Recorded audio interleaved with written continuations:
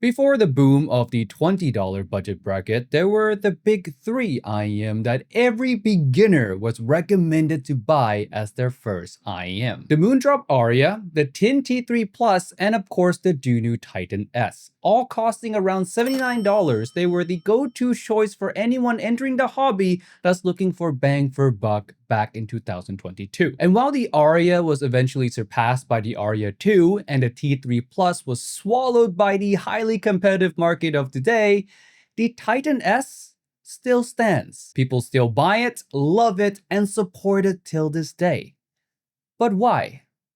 Let's find out. Before we begin, I did review the Titan S all the way back in the early 2022, nearly 3 years ago when it was released, and back then I loved it a lot for its vocal presentation, the clarity, and overall lack of any obvious flaws. The metal shell was also very nice for its time because not many IEMs back then had metal shells under $100, and one can argue today there's not that many under $100 metal shell IEMs. So the Titan S was very much ahead of its time. But back to the main question now, how well does the Titan S hold up in today's cutthroat IEM market? And the answer is surprisingly well. Now, the Titan S does have more competition below and around its price than when it was released, but for the tuning that it has, the vocal-centric tuning, no IEMs around or below its price has made it irrelevant. The biggest changes, today you do have more affordable alternative options to the Titan S-ish kind of tuning. IEMs like the 7Hz Zero, the Moondrop Lan, Truth Air Gate, and the Tangsu Wan The Zero, Gate, and Lan are all vocal-focused IEM, but with more treble energy overall, making them sound a bit more lively than on the Titan S. The trade-off of these three will be in the timbre. The Titan S has smoother treble overall, making the timbre of vocals and instruments sound more pleasing and more correct. And the Tangsu Wan out of the four is the closest you're gonna get to the Titan S's overall vocal profile and timbre smoothness. The biggest difference between the two is the fact that the Tangsu Wan does have more bass, so it is a bit more balanced sounding than the Titan S, and the Titan S has more clarity overall as a result of having less bass and less lower mid-range. Now on the same price bracket side of things, we have a lot more nicely tuned IEMs than before. Gone are the big three. It's more like the big 5 or 10, or some even say 15 at this point. However, none of the options are tuned close enough to the Titan S to rival it directly or to compete with it directly, you can say. The Hexa, the king of neutral under $100, is more of a balanced kind of tuning, and although it does have focus in the upper mid-range, so vocals are a bit more forward, it sounds overall more balanced and neutral as compared to the Titan S's more obviously emphasize vocals. The Aria 2 is a warmer take on neutral, and compared to the Titan S, they are very different. The Titan S is an obvious vocal-centric IEM, whereas the Aria 2 is more bassy, is warmer, is more relaxing.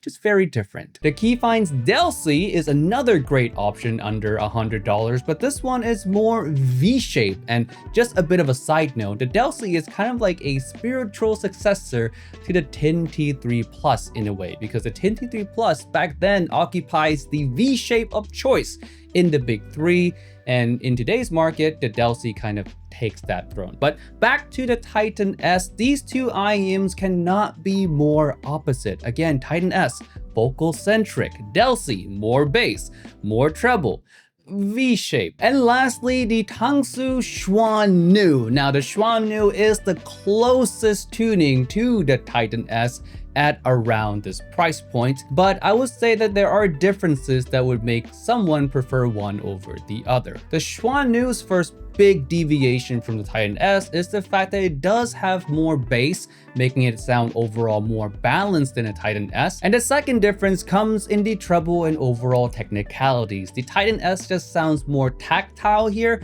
and also more correct. And those are just some of the great options under $100 that are supposed to be the competition to the Titan S. But as you can see, they are more flavor options than they are direct competitors. When it comes to vocal-centric tuning for vocal lovers, a lot of them still say that the Titan S is still one of the best, if not the best, option under $100. So in summary, is the Titan S still relevant in 2025? And absolutely, yes, it is. When it comes to cheaper IEMs, there are no true Titan S but cheaper tuned IEMs just yet. And like I said again, for around the same price, you get more flavor options rather than direct competition for the similar style of tuning. But hey, that's just my one man's opinion on the old but definitely still gold DUNU Titan S. If you want to form your own opinion, why not visit us at the Hangout? We're located at 200 Southbridge Road, Level 1 in Chinatown. Come on down, ask for the DUNU Titan S, and compare it to all the other great under $100 IEMs we have for demo. However, if you're not fortunate enough to be in Singapore, but you do feel like the Titan S is the IEM for you, why not consider purchasing from us at hangout.audio or online retail store. We ship internationally and for free for orders over $30. And with all that being said, remember friends, if it's not on the list, it doesn't exist. See you next week.